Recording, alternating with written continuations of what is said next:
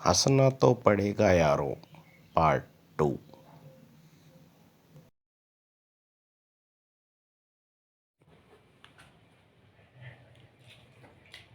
जय श्री राम दोस्तों। आज करीब 10-15 दिन बाद आपके सम्मुख आने का मौका मिल रहा है। दोस्तों, इन दिनों एक्चुअली मैं काफ़ी ज़्यादा व्यस्त रहा, इसीलिए अच्छे वीडियो आपके सामने भेज नहीं पाया। इस दौरान मुझे बहुत लोगों ने बोला सर आपके वीडियो नहीं आ रहे, सर आपके वीडियो नहीं आ रहे, लेकिन व्यस्तता के चलते मैं दे नहीं पाया। इन दिनों मैंने एनालिसिस किया, मैंने अभी तक करीब 50-60 वीडियो डाले मेरे चैनल पे। इन सारे वीडियोस में एक वीडियो था हंसना तो पड़ेगा यारो। वो वीडियो दोस्तों, जिस वीडियो को मैंने 3 महीने पहले अपलोड किया था, मेरा फर्स्ट वीडियो, उसके इतने व्यूज नहीं जितने उसके 5 दिन में व्यूज आ गए। इससे मैंने समझा कि एक्चुअली लोगों के जीवन में हंसी गायब हो गई है, जबकि हंसना मनुष्य का प्राकृतिक स्वभाव है।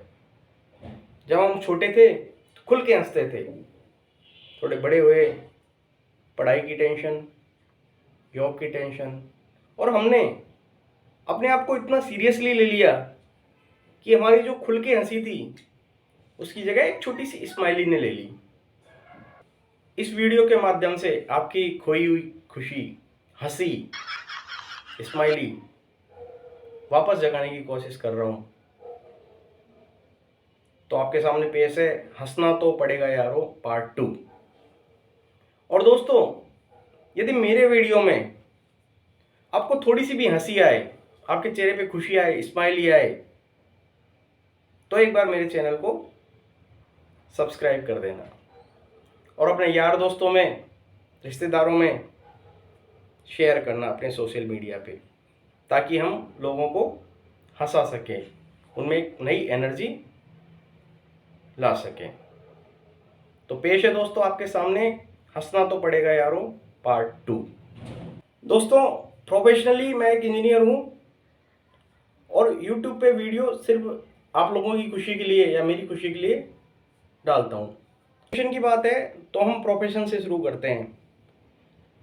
एक बार एक दर्जी के पास एक व्यक्ति सूट सिलाने के लिए गया और बोला कि मेरा सूट सिल दे। दर्जी बोला कि इसमें कपड़ा कम है। वह दूसरे दर्जी के पास गया, उसने नाप लेने के बाद बोला आप 2 दिन बाद सूट ले जाइए। 2 दिन बाद उसने सूट लिया और पैसे दे रहा था कि दर्जी का 5 साल का लड़का आ गया, उसने भी बिल्कुल उसके जैसी शर्ट पहन रखी थी। वह व्यक्ति पहले वाले दर्जी के पास गया और बोला तुम तो कहते थे कि कपड़ा कम है, लेकिन दूसरे दर्जी ने उसी कपड़े से न केवल मेरा सूट सिला बल्कि अपने लड़के का सूट भी सिल लिया। पहला वाला दर्जी बोला वाको छोरो 5 साल को है और मारो 13 साल को है। अब आते हैं धोबी के ऊपर। एक धोबी ने अपने बच्चे का नाम पाकिस्तान रख लिया। दोस्तों ने पूछा तू तो बड़ा देशभक्त बनता था, फिर बेटे का नाम पाकिस्तान क्यों रख लिया? धोबी बोला देशभक्त तो तभी रखा है ये नाम ताकि दुनिया को पता चल सके कि हिंदुस्तान में एक ऐसा धोबी भी है जिसके बेटे का नाम पाकिस्तान है और वो पाकिस्तान का बाप है। एक मास्टरनी, भाई साहब, उसकी ड्यूटी लग गई गांव में महिलाओं को पढ़ाने के लिए। अब गांव में जाके A for apple B for boys तो सिखा नहीं सकती, तो उसने एक तरीका निकाला, गांव की सब महिलाओं को एक जगह बैठा लिया और सिखाने लगी कि ए फॉर अमरपाल की बहू, बी फॉर बलवंत की बहू, ओ फॉर ओम प्रकाश की बहू, जेड फॉर जमींदार की बहू। ठीक है, सीख गए। फिर हुआ टेस्ट, तो मैडम जी ने बोर्ड पे क्यों बनाया, दोस्तों क्यों बनाया, और पूछा ये क्या है। एक ताई थी, कंफ्यूज हो गई और बोली देखते हुए भाई दिखे तो ओम प्रकाश की बहू है, पर यानी बीड़ी क्यों लगा रखी है। दूरदर्शिता, दूरदर्शिता किसे कहते हैं? कल रात एक पार्टी में एक भाई साहब को देखा मैंने। भाई साहब ने पहले दाल चावल खाए, फिर बादाम का हलवा खाया और ऊपर से फिर दाल चावल खाए। मैंने पूछा भाई साहब ऐसा क्यों? भाई साहब बोले मौसम खराब चल रहा है भैया, अगर उल्टी हुई तो दाल चावल बाहर आएंगे, और अगर दस्त लगे तो भी दाल चावल, बादाम का हलवा बीच में बिल्कुल सेफ। इसे कहते हैं दोस्तों दूरदर्शिता। दूरदर्शिता वैसे वकीलों में भी बहुत होती है। मेरे एक मित्र हैं वकील साहब, डॉक्टर साहब। एक बार एक बैल कोल्हू खींच रहा था और तेली बाहर बैठा चिलम पी रहा था। डॉक्टर साहब ने, वकील साहब ने तेली से कहा अगर बैल रुक जाए तो तुम्हें पता ही नहीं चलेगा। तेली बोला पता चल जाएगा साहब, उसके गले में बंधी घंटी रुक जाएगी। वकील साहब बोले अच्छा, अगर ये एक जगह खड़ा होकर अपना सिर हिलाता रहे तो घंटी बजती रहेगी और तुम समझोगे कि बैल चल रहा है। तेली बोला कि वकील साहब हमारे बैल ने वकालत नहीं कर रखी। सेठ जी, एक बार एक सेठ जी के घर इनकम टैक्स का छापा पड़ गया। अफसरों ने सारे कागजात चेक कर लिए और फिर सेठ जी से बोले सेठ जी बाकी सब तो आपका ठीक है, लेकिन आपने एक जगह लिख रखा है कि कुत्तों को जलेबी खिलाने में 5 लाख रुपए लिखे हैं, उससे हम सेटिस्फाई नहीं है। क्या आप उसका कोई पक्का दस्तावेज हो तो दिखाइए। सेठ जी नहीं, सेठ जी बोले जी नहीं, इसका तो कोई प्रूफ और दस्तावेज नहीं है हमारे पास। इनकम टैक्स अफसर बोला सेठ जी यही तो दिक्कत हो गई ना। हाँ एक रास्ता है, यदि आप हमें 25,000 रुपये दे दें तो हम बात को यहीं रफा दफा कर देंगे। सेठ जी मान गए और बोले ठीक है साहब, मैं आपको 25,000 रुपये देता हूँ। सेठ ने अपने मुनीम को आवाज़ लगाई और कहा मुनीम जी इन लोगों को 25,000 रुपये दे दो और खाते में लिख दो कुत्तों को 25,000 की जलेबी खिलाई। डॉक्टर साहब, एक पेशेंट एक डॉक्टर साहब के पास गए, बोला कि डॉक्टर साहब मुझे एक नई तकलीफ शुरू हो गई है। डॉक्टर साहब बोले क्या? कि मैं दूसरा वाक्य बोलता हूँ तो पहला वाक्य भूल जाता हूँ। डॉक्टर ने पूछा कब से है ये आपको ये तकलीफ? पेशेंट बोला कौन सी तकलीफ? डॉक्टर बेहोश। एक दुकानदार एक औरत को कपड़े दिखा दिखा कर थक गया बेचारा, और अंत में अपने गुस्से पर काबू करता हुआ बोला कि मुझे अफसोस है मैम, मैं आपको कोई कपड़ा पसंद नहीं करवा पाया। तो औरत पता है क्या बोलती है? कोई बात नहीं भैया, मैं तो वैसे भी सब्जी लेने निकली थी। एक मैडम जी थी, ग्रुप फोटो बच्चों को दिखाकर बोली, अपनी क्लास का ग्रुप फोटो, कि बच्चों देखो जब तुम बड़े हो जाओगे तब फोटो को देखकर कहोगे ये राजू है जो अमेरिका चला गया, ये रवि है जो लंदन चला गया, और ये रहा नंदू जो यहीं का यहीं रह गया। और नंदू से नहीं रहा गया। ये बात सुनकर नंदू बोला और ये रही हमारी मैडम जिनका देहांत हो गया है। कई लोग इतने कंजूस होते हैं दोस्तों, उसकी हद होती है। एक बार एक आदमी अपनी बीवी से बोला कि जरा गुप्ता जी के यहाँ से आयोडेक्स ले आओ। उनकी वाइफ बोली वो नहीं देंगे, बहुत कंजूस है। हस्बैंड बोला हाँ बहुत कंजूस है, खानदानी कंजूस है साले, करम चले मर जाएंगे लेकिन देंगे नहीं। चलो ऐसा करो अलमारी से अपनी ही निकाल लो, दर्द कुछ ज़्यादा ही है। और दोस्तों अंत में मेरा सबसे प्यारा सब्जेक्ट,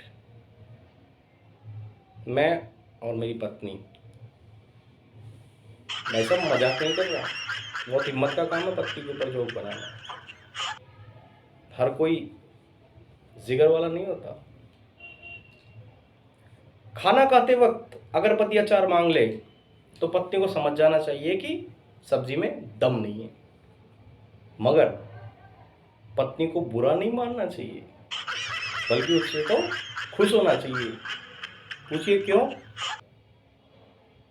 सब्जी में दम नहीं, ये बात बताने का पति में दम नहीं है।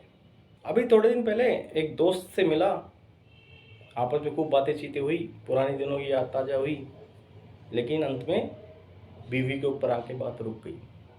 दोस्त बोला यार मेरी बीवी बहुत गुस्सा करती है।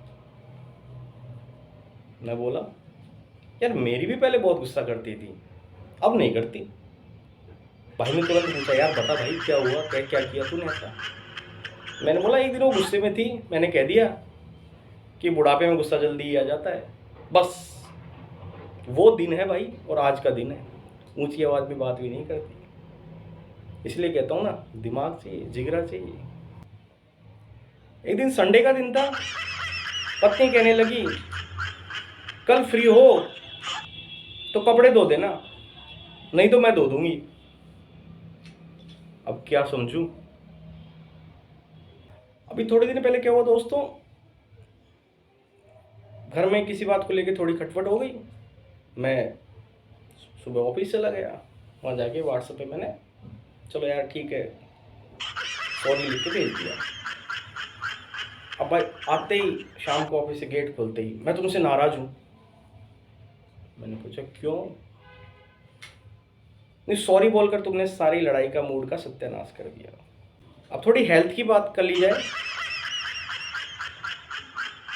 कुछ टिप्स हैं मेरे आजमाए हुए हैं। 15 मिनट झाड़ू लगाने से 39 कैलोरी बर्न होती है। पोछा लगाने से 46 कैलोरी, बर्तन मांजने से 25। 2 लोगों के लिए एक बार का पूरा खाना बनाने से 70 कैलोरी दोस्तों, 70 कैलोरी। तो इसमें से 34 कैलोरी सिर्फ रोटी बनाने में, और 22 कैलोरी आधे घंटे कपड़े धोने में। 70 कैलोरी पौधों को पानी देने से बर्न होती है। इस तरह रोज घर के काम करने से 350 कैलोरी दोस्तों, 350 कैलोरी तक बर्न होती है, जो कि जिम में 90 मिनट कसरत करने से बराबर है। 1 किलो वजन घटाने के लिए आपको 3800 कैलोरी जलानी होती है। घर का काम करके आप रोज 100 ग्राम, 100 ग्राम कैलोरी बर्न कर सकते हैं, या 100 ग्राम वजन कम कर सकते हैं दोस्तों। इसीलिए समझाता हूँ, अगर आपकी पत्नी आपसे घर का काम करवा रही है तो उसे दुश्मन ना समझें, वो आपकी सेहत का ख्याल रख रही है दोस्तों, और आपके पैसे भी। और दोस्तों अंत में आज का ज्ञान, पत्नी को खुश कैसे रखें। बस पर्स का मुंह खुला रखें और अपना मुंह बंद रखें। जय श्री राम। दोस्तों कैसा लगा वीडियो, कमेंट करके हमें बताइए, लाइक कीजिए, शेयर कीजिए अपने सोशल मीडिया पर, और ज़्यादा से ज़्यादा हमारे चैनल को सब्सक्राइब कीजिए। सब्सक्राइब करने में पैसे नहीं लगते।